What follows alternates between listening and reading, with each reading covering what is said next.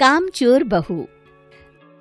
कांता बहन की 2 बहुएं थी, बड़ी कल्पना और छोटी प्रिया। कल्पना का जैसा नाम वैसा ही काम। सारा दिन कल्पनाओं में रहती, न कोई काम करती न कोई धाम। अरे कल्पना बहू, जरा अच्छी सी चटनी पीस दे, आज कुछ मजेदार खाने का मन है। पेट में जलन हो जाएगी माँ जी बुढ़ापे में, और वैसे भी मेरा काम करने का वक्त शाम का है, अब प्रिया को ही बोल दो। इतना कहकर कल्पना वहाँ से चली जाती है। कांता कल्पना के ऐसे रवैये से काफी परेशान रहती हैं। मैं बना देती हूँ माँ चटनी, ऐसा बोलकर प्रिया माँ को चटनी बनाकर प्लेट में खाने को देती है कि तभी वहाँ कल्पना आ जाती है। अरे वाह चटनी, जरा चख कर तो देखूं, बड़े दिन हो गए। अरे नहीं बहू, तू तो रहने ही दे चटनी खाना, पेट में जलन हो जाएगी।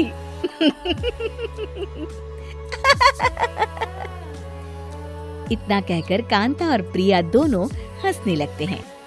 कल्पना सारा दिन या तो मोबाइल में YouTube देखती या फिर सोती रहती। उसका कमरा भी बिखरा और गंदा रहता। एक दिन कल्पना का पति अशोक उससे कहता है, अरे कल्पना, जानवर भी उस जगह को साफ कर लेता है जहाँ वो बैठता है, तुम तो इंसान हो, कैसे इतने गंदे कमरे में रह लेती हो? देखो सारा सामान यहाँ वहाँ बिखरा पड़ा है।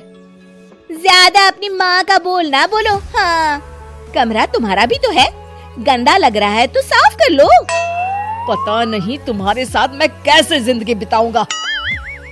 इतना कहकर अशोक वहाँ से चला जाता है। कल्पना बस खाना खाने कमरे से बाहर आती और फिर से कमरे में चली जाती। इससे कांता बहन काफी परेशान रहती। एक दिन प्रिया कांता से कहती है, माँ, मैं सारा दिन काम करके थक जाती हूँ, आप कल्पना दीदी से कहिए ना कि सुबह और शाम का काम बांट ले, मैं तो अब सिर्फ एक वक्त का ही काम करूँगी। हाँ। अरे तू वो भी ना करना, एक बहू तो कामचोर थी ही, दूसरी भी आ गई काम ना करने के बहाने लेकर। तभी वहाँ प्रिया का पति रमेश आ जाता है। माँ, मैं देख रहा हूँ भाभी कोई काम नहीं करती, प्रिया सारा दिन घर और रसोई का काम करती है, अब कुछ करो ना माँ। कांता मन में कुछ सोचती है और कल्पना के पास जाती है। कल्पना फोन पर मेकअप करना देख रही होती है। कल्पना, तुम सारा दिन बस मोबाइल देखती हो, घर का कोई काम भी कर लिया करो।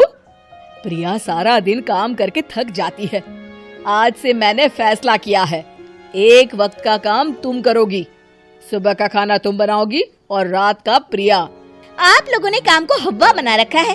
अरे पता नहीं थोड़ा सा ज्यादा काम करने में आप लोग घबरा क्यों जाते हैं। और हाँ, बहुत ज्यादा प्रिया की तारीफ मत करिए मेरे सामने, बड़ी बहू तो मैं ही रहूंगी।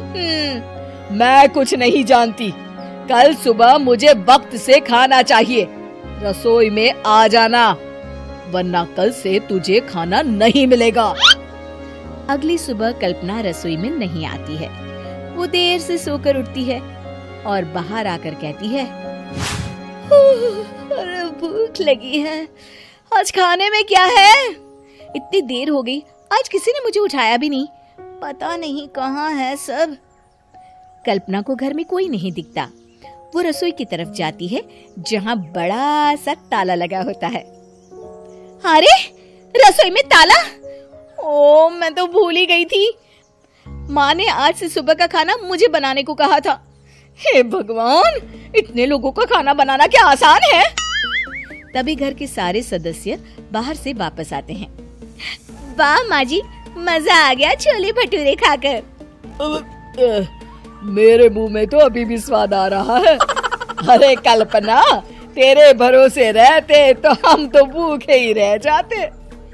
कल्पना को बहुत गुस्सा आ जाता है। अब बहुत हो गया, आज से मैं अपनी रसोई अलग कर रही हूँ, मैं अपना खाना खुद बना लिया करूँगी। कल्पना अपनी रसोई अलग कर लेती है, पर आए दिन उसका देर से उठना और काम न करने की आदत से वो भूखी ही रह जाती थी।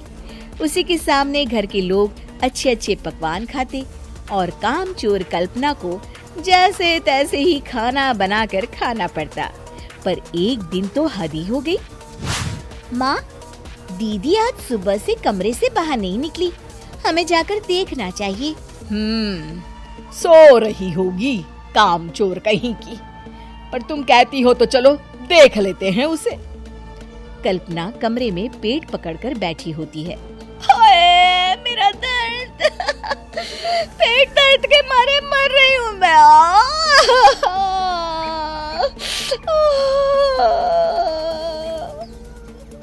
अरे दीदी, क्या हुआ?